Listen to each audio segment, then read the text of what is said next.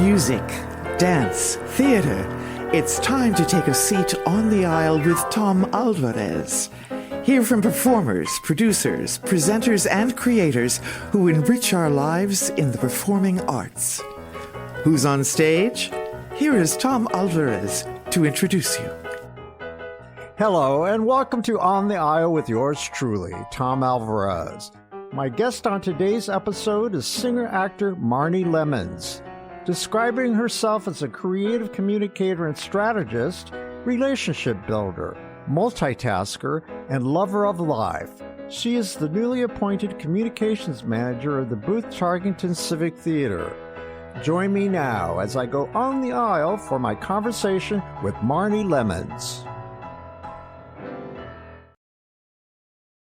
Welcome to my good friend Marni Lemons, who's here with us today and On the Aisle with yours truly. So, hi, Tom. Good to see you. Good to see you. We have a really long history. I was thinking about that. But it was, it has to be going back to the 70s, because that's when I arrived in Indy and I became acclimated to the arts. And at that time. Well, how could that be when I wasn't born until 1995? Just kidding. And tied to that history is the Civic Theater, the Booth Tarkington Civic Theater. You know, I think that's how we met. And I want to get into that later because we do share history. We share a lot of people in common. We sure do. Primarily the theater community. And many of those people in the theater community were civic people. Well, I'm gonna brag just a little bit here and say, I think I may have helped you make your first connection at Wish TV. You beat me to the punch. Oh, yeah. I have to thank you indirectly for helping me to create this niche that I have. And it all started with, tell me how that was. You recommended me to Peggy McClellan. Peggy McClellan, yes. Peggy McClellan is the person for the Indie Style Show. She took me to lunch years ago. It was our 11th anniversary. Yeah. Last year at some point.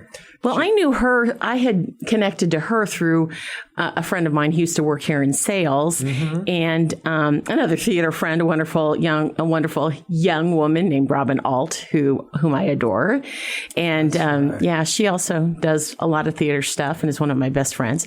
But she connected me to Peggy, actually not so much through the theater world, but through my other hobby, which is the Miss America organization. I've been involved with the Miss Indiana organization and now the Miss Capital City organization, which is the Indianapolis-based local for Miss America. And I used to work with Peggy to get Miss Indiana on their Indie Style Show, and I had a good relationship with her. And I don't know, you and I had communicated and you were looking for ways to branch out. And I said, here, reach out to Peggy. She's a lovely person, and got your foot in the door here, and the rest is history. Look at you now. Well, thank you. Mr. Arts Guy in Indianapolis. Isn't that funny? Because I tell people that, when you come to Indianapolis, I'm the arts guy. So, please chat with me.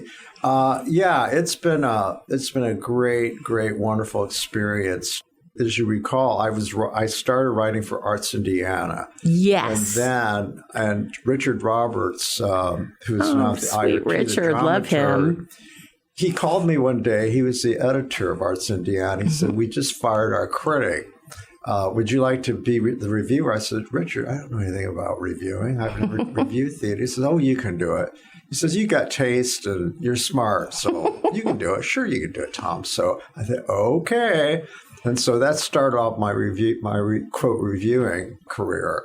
And then I went on to do Nouveau. And I think, that's how I came to your attention, probably. Probably. One or both of those. I'm not sure. Yeah. And so, no, I'm very grateful to you, Marni, because, that's how you get started. You have someone pitch your name and you go from there. And of course, you've worn so many hats, but let's get started. I've got all of these questions to ask you. You have a multi-dimensional experience. Tell me about your new gig. It's really kind of wonderful because, as I'm sure we will discuss here, civic theater has literally been in my blood for my entire life. I'm the third generation of my family to be involved at civic theater. Wow. I did my first show there in 1983. So What was it? I was in the chorus of The Wizard of Oz, and I played one of the Munchkins. And that was when, rather than using children as Munchkins, we actually sat on little benches and rolled around the stage. It was the most terrifying thing because it was completely out of balance, and I wound up tipping over, and it's a crazy thing. But yep, my very first show, I started out in the chorus, just like it's a great experience for everyone. And when I was first starting out, I have a degree in communications from the University of Evansville and wanted to work in public relations. And I applied for a whole lot of jobs, and I just kept thinking, God, I would love to work for a local theater. I would love to work for like civic theater. And so my joke is now I have the job that I coveted when I was 23 years old. So, but it worked out nicely because I've had a long career all over Indianapolis in the world of public relations and a lot of different. Tell me about some of those jobs. Well, I started out working for the Indiana Utility Regulatory Commission, and through that I made a connection and wound up. A lot of people may remember seeing me on TV a lot in the 90s when I was the spokesperson for Indianapolis Power and Light. You were omnipresent. I was. And I was always so impressed. I came out of broadcasting, working at Channel 6. I wasn't on air. I did a public service thing. But, so I had a deep respect for that job because you were under pressure a lot. Whenever there was a crisis, you were on the camera, trying to explain to customers and calming people down. I was, It's a tough job. It was. And I was on call 24/7, 365 back before the days when cell phones were omnipresent. I actually had a hardwired phone line into my home that was in Indianapolis Power and Live. And there was one next to my bed, and then we have a 2-story house, and the other one was downstairs in the office. And I would get calls. I often did radio interviews about power outages while laying in bed, which is, I think back and I think, what a dumb idea. I stopped doing that when my brother one time told me that, I heard you on the radio this morning. You sounded really tired. And I said, yeah, okay, from now on, at least I'm going to get up and out of bed and stand on my feet. But, and I would perform in theater on the weekends, and there were times when I took calls backstage. So you had to become an expert. You had to learn the field. I did. But you know what? One of the things that's always worked well for me in my career was I was never afraid to ask dumb questions. Mm-hmm. And I have found that the only people who will ever make you feel bad about asking a dumb question are people who are trying to hide the fact that they don't know the answer. Mm-hmm. And there were these wonderful men who worked in transmission and distribution at IPL who, these were men who'd been around, and, I just became pals with them, and I'd ask them every dumb question. They'd say, well, we've got what was the term they used? Whatever the term was, we've got a fault. And I said, you're going to have to explain to me. I can't tell people what a fault is. They helped you put it all into layman's language as well, huh? Yes. Mm-hmm. And so, that was... How long did you do that job? I did that for about 8 years. Okay. And then I took a job at Lilly, which was one of the most stressful and challenging 10 years of my life. Why? It's very stressful. I was working in product communications, and we were working to provide news media support for Lilly's, I supported a multi-billion-dollar product, and they were counting on good news media coverage. And it was it's a product called Zyprexa that is for people with schizophrenia and bipolar disorder. And it was really a groundbreaking product that gave people who had formerly been locked up in mental institutions the ability to actually be functioning people again. But it was also controversial because it had some side effects like weight gain, and a lot of people developed diabetes, and there were lawsuits and all sorts of things. And so did this predate their other popular drug that came later? Prozac? Yeah, Prozac. Actually, Prozac was first. Okay. But everybody always knows Prozac. People don't know Zyprexa, even though it sold so much more than Prozac, but because it's not a mainstream situation. So you also had to learn another whole field of knowledge. Mental illness, scientific communications, but it was so rewarding in so many ways. And then I also worked in the diabetes world there for a few years. And I got to know some of the most world-renowned scientists. And that's where I really learned to not be afraid to ask questions, because those people loved me asking questions. They all are educators at heart.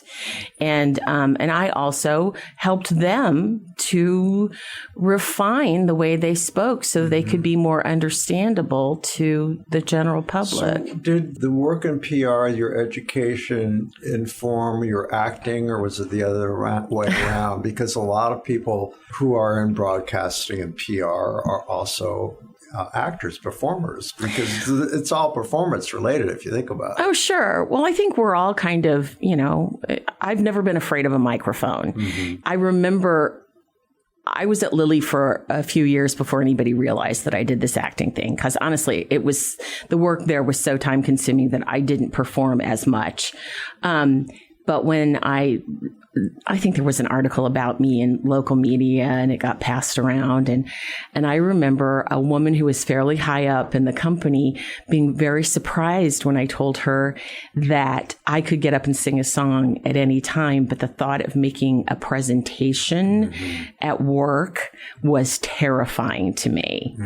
And then there was another time when it was a large group meeting that people were often late to, and the guy who ran the meeting, there were probably, over 100 people in the room, and I made the mistake of coming in late. I wasn't the only one, I will say, but I made the mistake of coming in late, and he had established a rule that anybody who came in the room late had to either tell a joke or sing a song.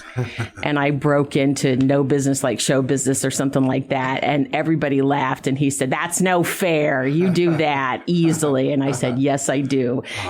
Being on time might be a little harder for me. Yeah, that's fun. So tell me about let's talk a little bit about, a lot about your acting career. Let's back up. Let's talk about your experience with the history with Civic Theatre. Detail that. I saw a Facebook post that you did recently, I believe, and you talked about everything that led you to this job now. What it meant to you, volunteer, performer. So spell out what the big picture is. Well, I will start out. My grandfather, Ken Lemons, I adored him, was a lawyer in town. And he, the beautiful thing about Civic Theatre is I love the fact that it is, I don't like to call it amateur. I call it avocational theater. It's for people. Amateur has such negative connotations, but the performers are not paid.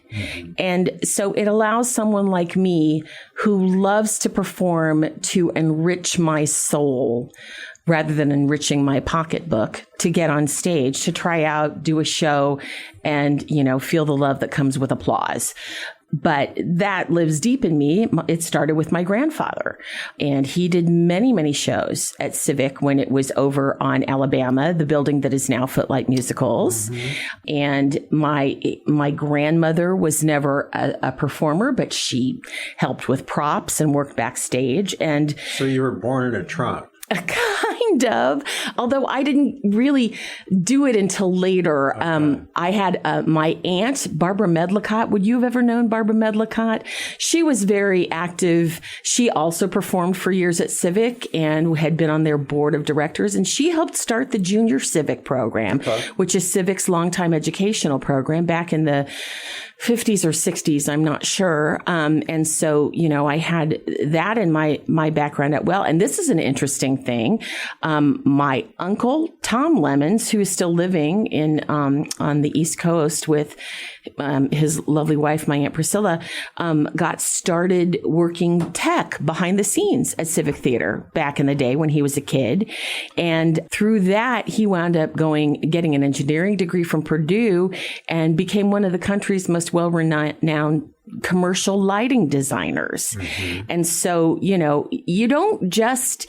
learn so many skills in theater that are so transferable to so many other things. Okay.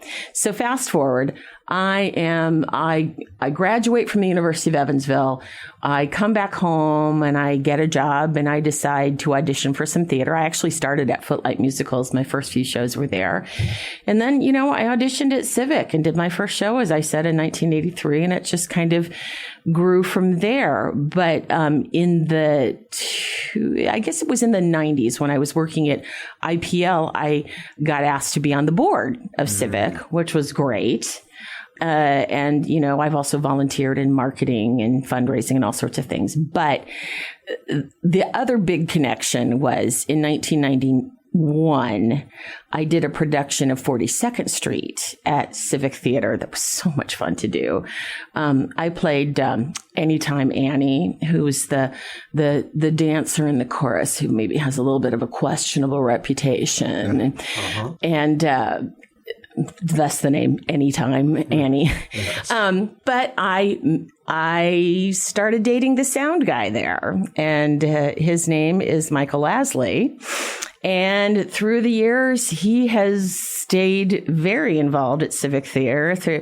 Started out as a sound guy and, worked his way up. And he is now the executive artistic director. Mm-hmm. Not my boss, I want to say. Mm-hmm. I do not report to my husband, but I report to a wonderful woman named Christine Carlisle, who is the director of administration for Civic Theatre now. But So technically someone can accuse you of nepotism.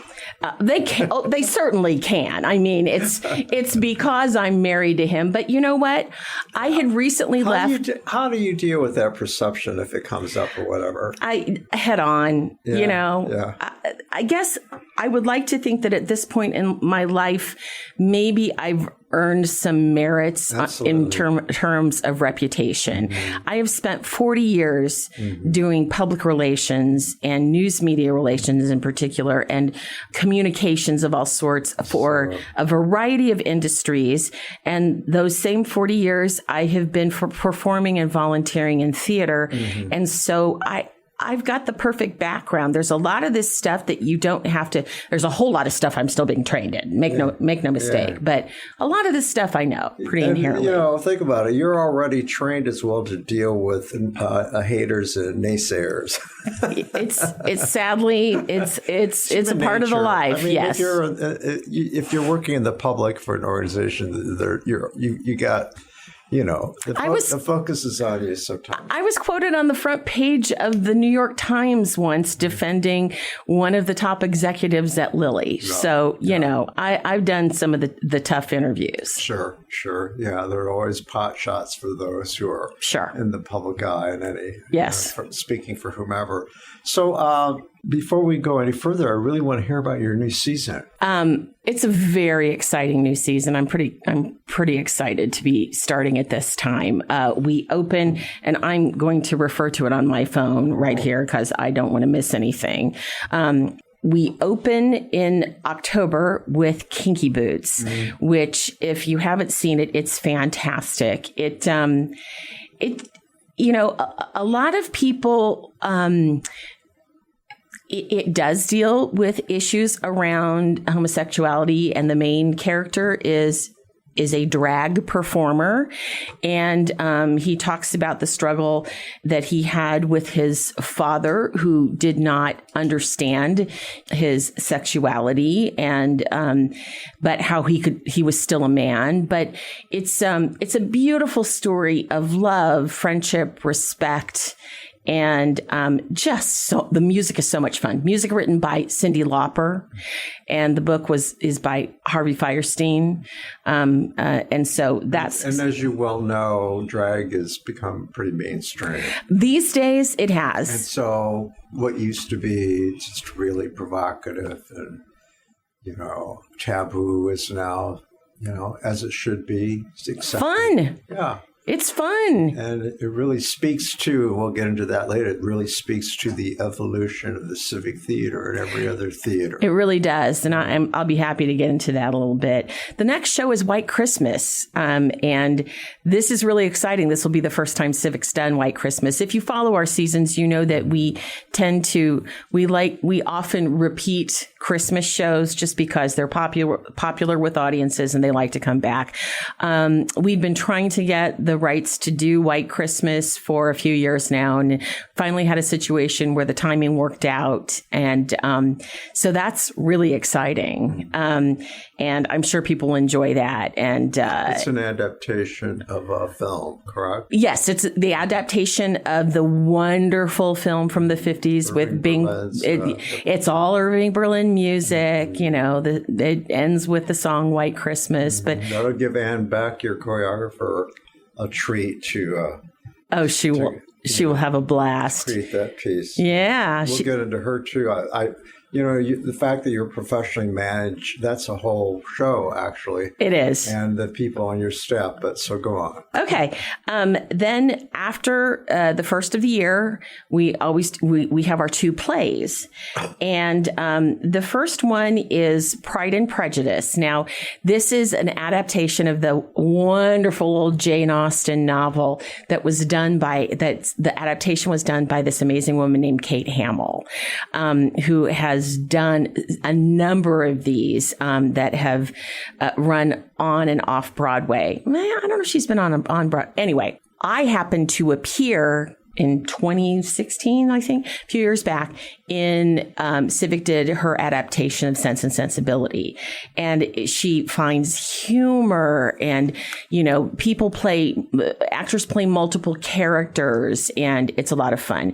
This one, we actually did it during the pandemic. Civic did several shows virtually. And this was the only book show we attempted to do virtually. And sadly, by the time we did it, it was about a year after the pandemic had started. And I think people were getting real tired of watching shows on TV or on their computer screens. And not a lot of people saw it. So we decided, let's do it again because it's a beautiful piece. And I think people will really enjoy it. Then we move over to for anybody who doesn't know, Civic is now at the Center for the Performing Arts in Carmel. Most of our shows are done in the Tarkington, which is a beautiful 500 seat theater. Lovely facility. But once a year, we move over to the smaller studio space at the Center for the Performing Arts and do a play there. And this year, that play is called The Curious Incident of the Dog in the Nighttime. IRT did that a few seasons And back. I saw it. Wasn't that a wonderful production? And I want to point out for those who don't know, the space that you're talking about is the home of the Actors Theater of Indiana. Yes. Okay. Actors Theater of Indiana performs there most of the time. It's interesting. People often get confused as to, whose space it is. It's a communal space, and I love that about it. This piece is really interesting, and we're actually booking some student groups, which I love, to come see it. The main character is a neurodivergent young man who... There's an incident where a neighbor dog dies, and he decides he's neurodivergent, but he's brilliant. He's a very smart young man. And he decides to investigate the death of this dog. And it's just a beautiful piece in that it helps people understand a different way of thinking and a different way of looking at things, and helps foster understanding, which I think is super important. And then we're wrapping up the season with Joseph and the Amazing Technicolor Dreamcoat, which this will be Civic's 10th production of it. I actually played the narrator in I don't know, 4 of them, I think. What makes that show so popular? It's just fun. I think that's what it is. Let me tell you, it is a hard show to do, and talk about Ann Beck and her amazing choreography skills. There is so much dance in that. And it's just entertaining. There's dancing, there's singing, there's drama, there's, fabulous colors, costumes, tech. People love it. So we decided, let's try it again. We've always done it as a holiday show in the past, and we decided this year to try and do it in the spring instead. So and it's continually attracting new audiences. And, new audiences, new kids who haven't seen it before. Sure. And I love that, we're doing more and more diverse casting. And so we're always looking, it provides opportunities. I was in a production years ago where at the Edivine, where everybody was surprised that one of the brothers was played by a black man. And these days, that's just like you said. Let's talk about that. Representation is more than just a buzzword. It's absolutely become part of the landscape of theater. And I've talked about this frequently. I mean, obviously, thanks to the Black Lives Matter, but theater's always been in the vanguard of change, social change as well. Its themes are about social things. Social advances came as a result of artists. Yes, thinking absolutely. outside of the box and, fighting against the norm and coming up with, telling new stories. Absolutely. And teaching acceptance. I have a friend who has a son who really struggled with his identity. I'm sorry, their identity. And I remember her telling me, I love that you're so involved in theater. My child found their tribe there. And I thought, what a perfect way to describe. I know so many people who have found their tribe there. I can say that my own experience was when I discovered theater as a friend of theater students at IU in Fort Wayne. It changed my life. And in any case, representation. So you're seeing it not only on stage these days, but you're also seeing it behind the scenes too. Nationally, people of color who are designers are so much in demand, especially now. And we would love to. Michael is really interested in building that up at Civic. That's one of the places where we don't have enough diversity, and we're the first to admit it. But I've discovered a lot of it has to do is it's still in the process of creating that group of students who they're still matriculating. Yes. Okay, they're doing technical theater in high school. Yes. They have yet to go to college. Yes. But once they get their training in college, then they'll be available, hopefully, in droves, like within another 4 years or so. Amen. I sure hope so, Because it's opening up with training programs and internships and all sorts of stuff. Agree. And we would love to see more of those. So, we are I'm hopeful to have. The ones that are out there right now are much in demand. Very much so. Very much so. They're getting some great training, too. They are. This harkens back to what we talked about earlier. The fact that what makes Civic so special to me as a reviewer, I'll tell you, I always mention it because it's worth repeating.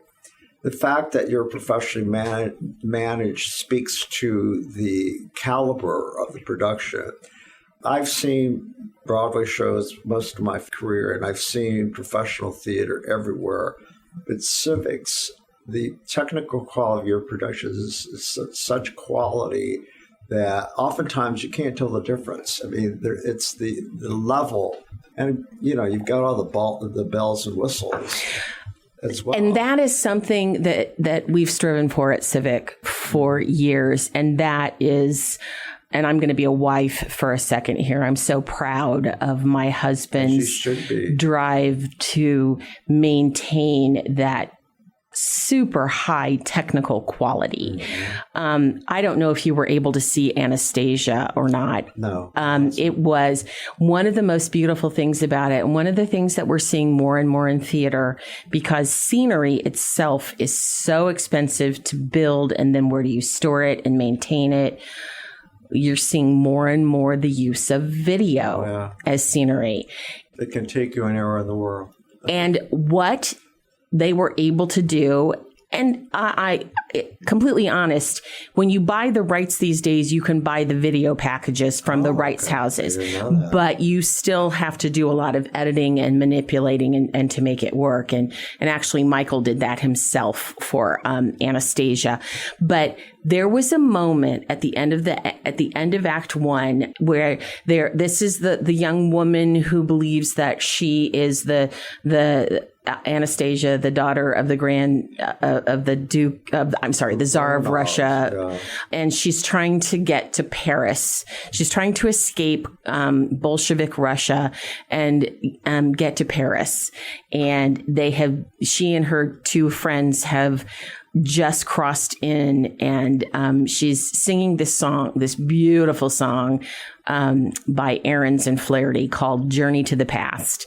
And at the end of it's all done with like a woodsy background, and you're looking out on a hill.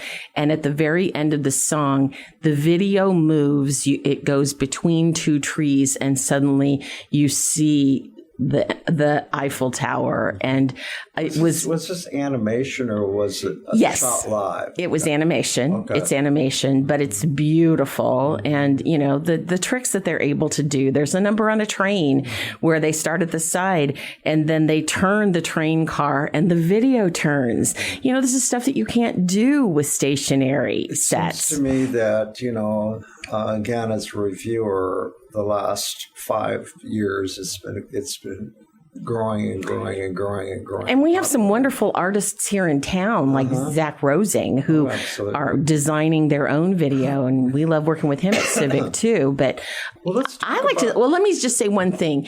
As an avocational performer myself, having that sort of technical capability supporting me and having the professional staff to support me as an actor really has allowed me, I think, to flourish as a performer and to feel, and just the support you feel.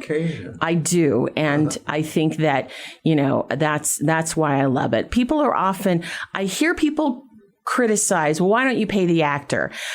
Well, that's not our business model. And honestly, I believe there are a lot of people who do it, who perform for the love of it.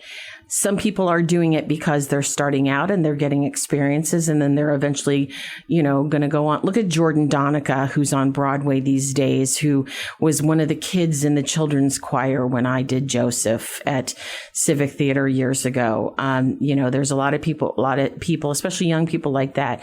There are some people who can only do one show every 3 or 4 years. There are people who have to rearrange their lives, but boy, they love doing it. Well, that's the concept of community theater. I believe so, but because we pay... People tend to denigrate it, or it's not to be taken seriously because it's mediocre. That's why I don't like using the word amateur. I like to use the word avocational. I do it. I do it for love and applause. Yeah. And there's a lot to be said about volunteerism as well. Actors, amen. Amen. And I think again, feeling sense of pride. Yes. So tell me about the other folks on your staff. Let's talk about that. He may have gone elsewhere, but I believe one of the twins. Ryan Koharchik is our technical director, and it's such a blessing to have him. He's absolutely brilliant. His lighting designs are glorious. His twin brother, Rob, who does not work at Civic, but has done some set designs for us. Beef and Boards, right? He's done Beef and Boards. He's done IRT. He's designed. He designs. Yes, he's married to Constance Macy. But Ryan is. Rob was always the set guy, and Ryan was always the lighting guy. Well, a few years back, they said to Ryan, well, how about if you design a set? Well, it turns out he's also a brilliant scenic designer. He's his sets are, one of the things I love about them is that they're conceptual, they don't necessarily have every stick of wood from the house, but it's a house, and it allows it helps with the audience's imagination. But his lighting designs are really breathtaking. I wonder if you and Michael and Constance and Rob, I often wonder if people like you sit around and talk shop at home as well. I don't know the two of them as a couple very well, but I have certainly talked shop with each of them at some point. Michael and I talk shop all the time, although interestingly, now that I'm working there, not as much. Well, how about you and Michael, who I met, talking shop?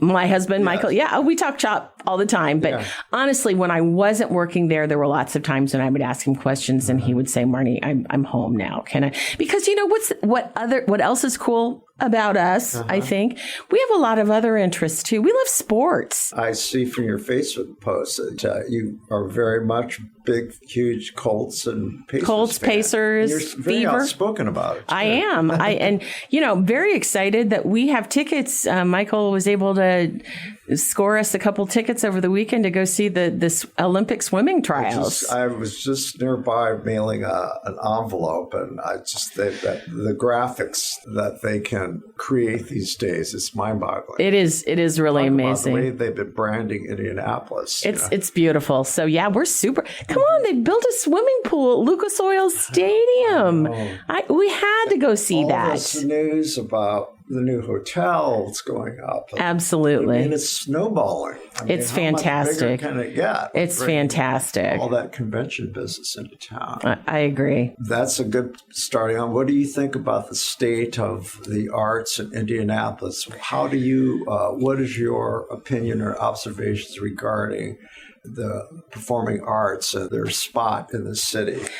I'm constantly in awe of all the artistic opportunities that I see in Indianapolis and the chances to go see things. Michael and I a few weeks ago went down to the District Theater and saw Indie Drag Theater's production of Hair Slay. And it was just fun, just fun and a really good time. And, with the Fringe Festival and the lots of things you can see there.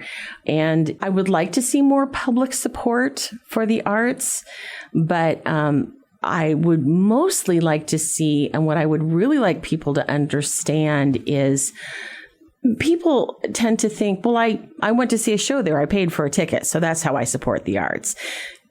That's great. That's wonderful. But if you're like Civic Theater, and I think most theaters are, the cost of your ticket only pays for about 50% of the cost of running the operation. And yes, we get grants and, businesses to support us. Individual donations are really down post-pandemic.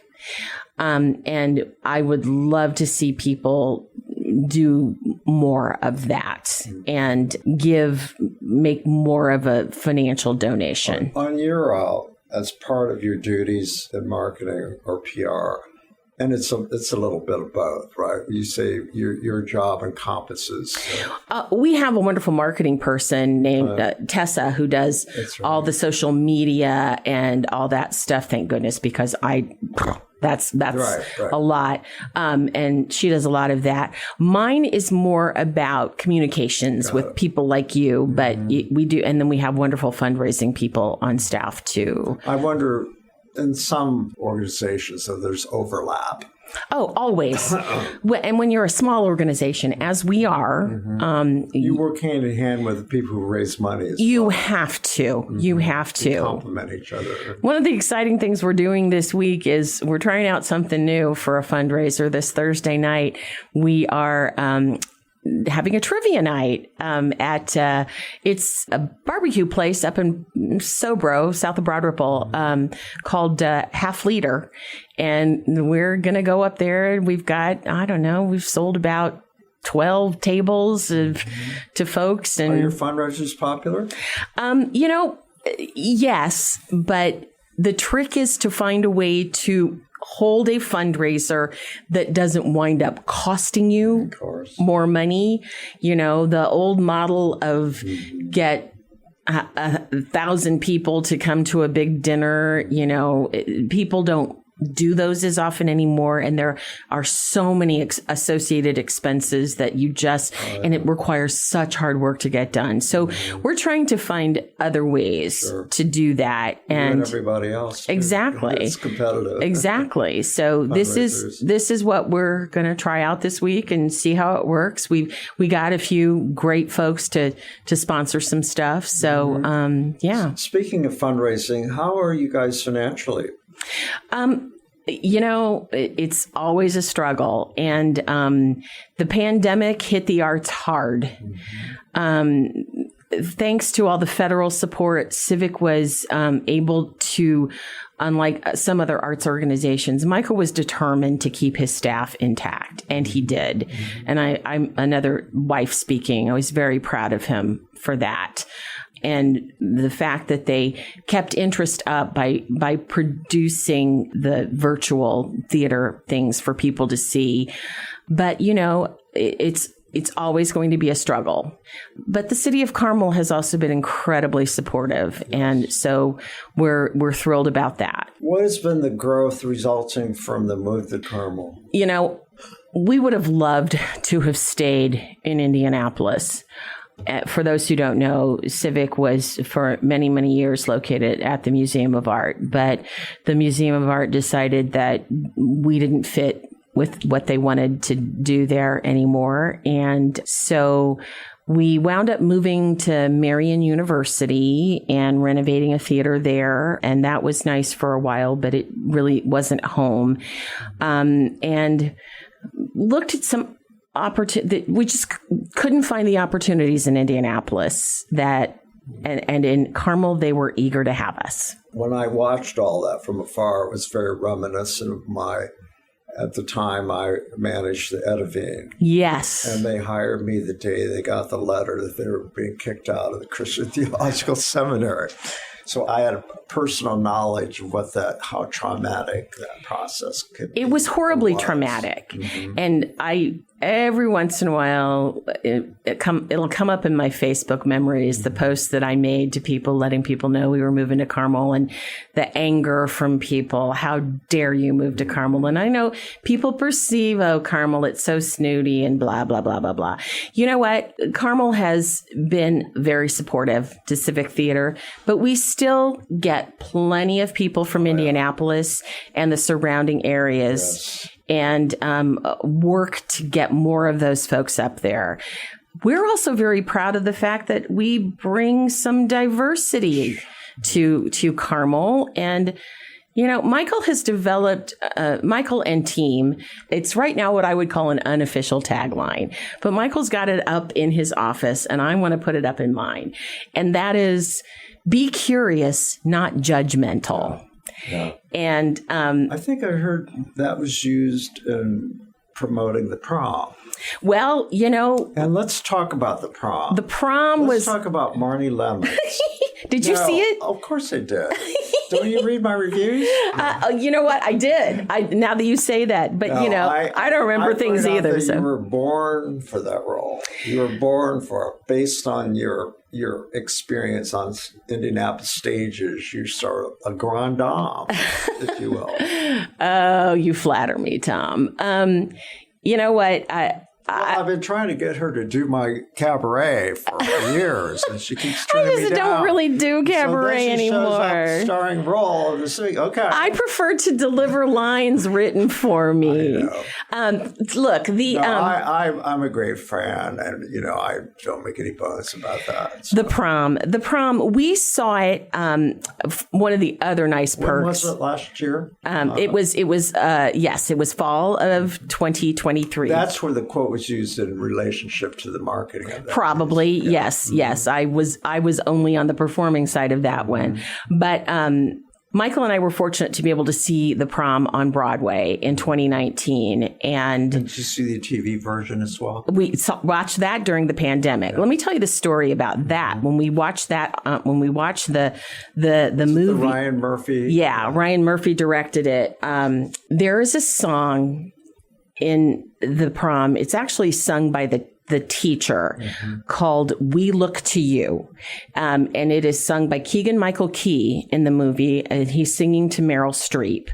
And the message of this song is this guy's a teacher and he's singing to this woman, my character, Dee Dee Allen, who has come to town, and he's telling her why he goes to see shows. The magic that theater brings into his life and how it enriches his life. And I was so devastated during the pandemic by, I'm the world's most social person, and tell me, you want to punish me? Tell me I can't see other people. I really went into a serious depression during the pandemic for that very reason. And so I was really glad that we were watching the prom streaming rather than in a movie theater, because I was so overcome by that number talking about what theater brings into the lives of an audience member. I'm choking myself up now. That we had to pause while I regained my composure. And so many of the songs are like that, but it begins at a small town in Indiana, a mythical town in Indiana. How ironic that was. I know. And people. And for those who don't know who Ryan Murphy is, he's a product of Metropolitan. Yes, he is. And sadly, I don't think his experiences here were all that great. But the people who wrote the Broadway show, actually, the guy who wrote the book, and of course I can't think of his name now, did an interview where he was asked why he said it in Indiana. And he said very plain and simply, he said it in Indiana because it was during the Trump administration, and that was Mike Pence's home state. So that's why he said it in Indiana. I didn't realize that. Yeah. And so, small town Indiana, they cancel the prom because a young lesbian woman wants to take her girlfriend.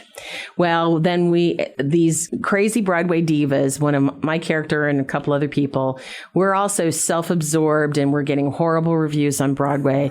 So we decide as a way to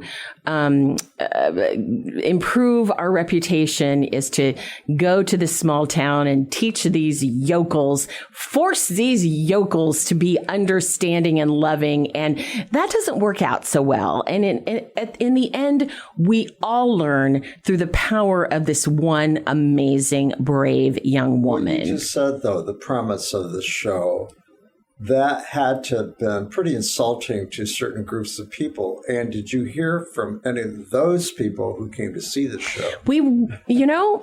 A couple, not many. We've learned to promote things in a way, to be open enough about communication that I'm sure most of those folks stayed away. Yeah. But you were very transparent about what you were getting yourself into. Absolutely. You're going to ambush them once they showed up. But I also, interestingly, though, the funny thing about it is what we're also hearing was, a gay couple going to prom is no longer that big of a deal. You didn't have any people walking out or protesting. We did not. One of the things been thinking about, and I wanted to back up about something where I'm still thinking of, if you don't mind, and that is you made reference to all the people from Indianapolis who still come to support you all. And the people who complained or were creating all this controversy when you moved to Carmel. How dare they abandon Indianapolis, blah, blah, blah. But, do you feel that it's been proven that it's a myth, this Indianapolis versus Carmel thing? Yeah. people are finally wrapping their heads around the fact that this is a metropolitan area like LA, like Boston, like every other major city. It really is. Although I will tell you that the goal of many of the leaders of Carmel, they would prefer that people think of Carmel and stay put in Carmel. Yes, and that's part of the reason why they wanted a group like Civic. Well, that's fine. And like I said, the Carmel people have been very supportive of us, but we've also found the people that we know from Carmel to be pretty doggone open-minded too. And I like to think that many people are realizing that whether they know it or not, if they're introduced to the symphony, which Carmel has, the theater, which you guys provide, to whatever, that they will begin to love the art form and they'll go wherever it is, including Indianapolis, which many presume is crime-ridden, you can't park, all this kind of thing. Right. It takes a while for people to change. It does. Paradigm. You have to shift paradigm. And sadly, I think, there seems to be, an overabundance of coverage of crime in local news. And I do think that, there are crime issues post-pandemic well, I think the media bears the responsibility because you've been close to media. The old saying that if it bleeds, it leads. If it bleeds, it leads. It's true. You're going to focus on, and now with cell phone technology, I know all this stuff has always been going on, but now people have cameras to record. Those are just my thoughts. I have. It's true. It's absolutely true. So so yes, I mean. Trust me, personally, I would love it if Civic was still in Indianapolis. Mm-hmm. I have to commute. It's at least a 30-minute drive. I asked you if you're still living in the downtown area. We are, and we love our downtown Indy home. I spent some time in Chatham Arch and Lockerbie, so. We're in Heron Morton, but yes, we love it downtown. Your property values have gone through the roof. Oh my gosh, yes. I'm not going to say it here, but if you knew what we paid for our house 30 years ago, you would be shocked. I can't let you get away unless we talk about a few things. So first of all, favorite roles. There are too many, but the one that always pops to the top of my mind you'll love because it was at the Edivan. I played Dot and Marie in Sunday in the Park with George right after they moved down to the University of Indianapolis. I didn't know Edivan did it. Okay, I know Ron Spencer did it. Yeah, he did it, and Who's the young designer who painted the scenery? Troy Longest. Troy Longest. He was also in our production at the Edivan and painted the big final the Syrah painting for us there we too. We need to give a shout out to some of our late colleagues who we both knew and were big fans of. Sue Hours.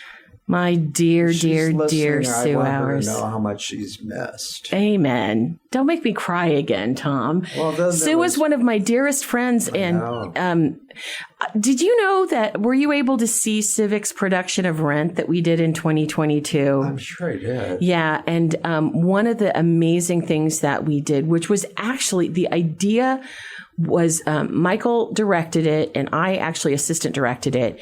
And a young woman who was an intern at Civic at the time had the brilliant idea that we should honor all of our Civic Theater friends and colleagues who we lost to AIDS. And so I got on the socials and I had friends helping me track down. I have Michael Klass on my list of Michael people Klass. I want to pay tribute to. Michael Klass, who actually held my job at Civic back in the days when I coveted. He was one of Michael Lasley's and my best friends.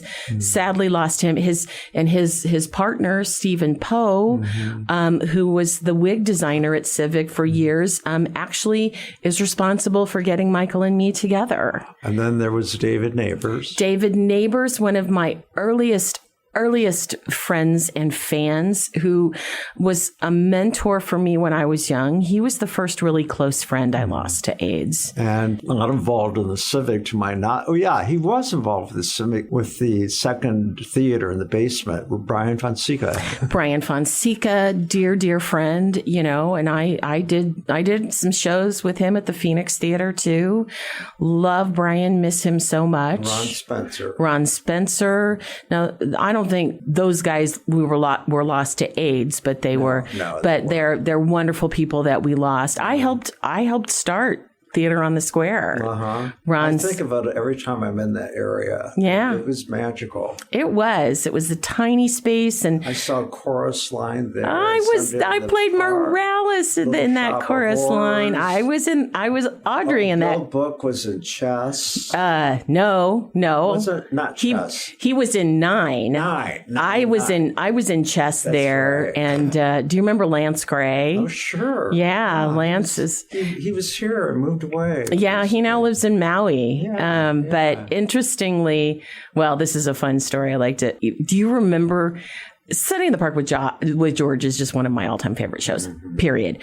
And Lance feels the same way about it. We knew that from having done many shows together. A few years back, Jake Gyllenhaal and, I can't think of her name, did a limited run on Broadway. They had done it at City Center, and it was only going to run on Broadway for like 8 weeks. And so tickets went on sale and sold out immediately. I posted a video, a social media video from it, and said, oh, if only I could get tickets, this would be amazing. And Lance commented on it, and when he was still living in Connecticut, and said, I have 2 tickets for such and such a date. If you can get to New York, you can be my date. And so I cashed in some frequent flyer miles and flew to New York for one night to go see Sunday in the Park with George with my friend Lance Gray, and it was one of the most delightful theatrical experiences of my life. I follow you on social media. I always enjoy your posts when it seems like you and Michael go to New York every year. We do.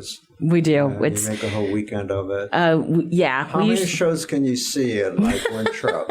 What's your record? I think we may have done 6 shows in 4 days one time. I love it. Yeah, and that's a lot. I will tell you that there have been a couple of times when toward the end of the week, we found ourselves nodding off a little. And, not all the shows are great. And then there are shows that I'm always trying to get him to do plays that have more women in them. Okay. So there was a show that ran on Broadway a few years ago called POTUS that was all women in the cast. And the premise was it's all the women who work for the president of the United States. And it was a comedy. It was getting great reviews. So I said, let's go see it. And we went and saw it. And I can't say the words here, but there was a word that refers to female genitalia that was said 7 or 8 times in the first sentence of the show. And it was hilariously funny, but immediately Michael turned to me and said, yeah, this is funny, but we'll never do this at Civic. Yeah. There are some words, we drop F-bombs at Civic from time to time, but we will not go there. Yeah. What drives you, Marni? Getting up in the morning and putting one foot in front of the other. I got to tell you, as someone who has been diagnosed with clinical depression and is in constant treatment for that, some days I don't do so well. So I'm going to be completely honest about it. No. And aging is not for the weak, as I'm sure you understand. And sadly, there aren't as many theatrical opportunities as you get older, but it's okay. I find that it's easier for me to scratch that itch, and I'm very fortunate that my main love of theater is that I'm a fan. Do you hope to continue whenever you can? I do. I will tell you that the prom, as much as I loved doing it, it was one of the hardest things I've ever done. I'll tell you, though, I have loved watching you go from an ingenue character roles, because I've always been of a mind you never lose your talent. Well, thank you. And I also... it just gets better with life experiences like anything else. I had so many great mentors like Sue Hours and David Neighbors and people like that who helped me understand how to deliver a line. Chuck Goad, Chuck Goad. Sure. I remember sitting around with him and Sue, and they would go on for hours about it. In that one play, we could have gotten just one more laugh if we would have delivered the line like this, and just being fascinating. You want to know what brings me joy is hearing Chuck Goad laugh in an audience when I wasn't aware he was there. And that happened several times during the prom. And I wanted to praise Jesus. He gave me the highest compliment I've ever been paid after that show, told me I brought memories of Sue hours to him.